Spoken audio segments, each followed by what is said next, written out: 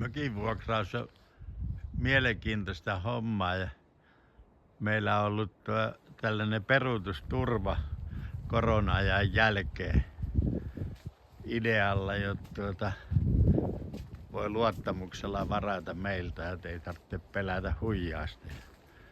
Red Housella tämä peruutusturva toteutui niin hyvin, että minä sain vuokrattua jo tässä talvella ne juhannuksesta elokuun alkuun koko väliin. Ja nyt yllättäen on viimeinen 2 viikon peruutus tuli tässä alkuviikosta. Ja onneksi on keksinyt uuden idean taas kerran ja vuokraa Red House veneen kanssa. Tää on kovin suosittu perheille, koska tässä on huomaa tää kylätie välissä. Mut kalastajille tää sopii oikein hyvin. Kalastajat jaksaa tältä mökiltä kävellä tuonne rantaan. Ranta on meidän ihan ikioma. Ja sinne on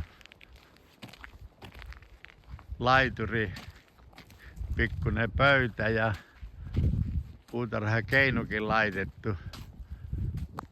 Ja tietysti soutuvene kuuluu hintaan, mutta nyt on tehnyt sellaisen heinäkuun erikoispaketin, että 100 vielä alennusta.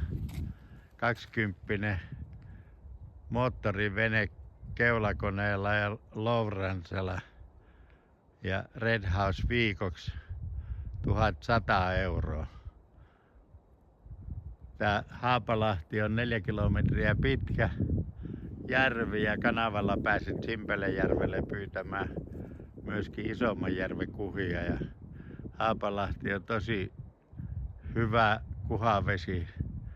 Tästä kävivät Predator Master -kilpailijatkin vetämässä kuhakilpailun voittokalat. Ei muuta kuin tervetuloa Simpelejärvelle kalaan.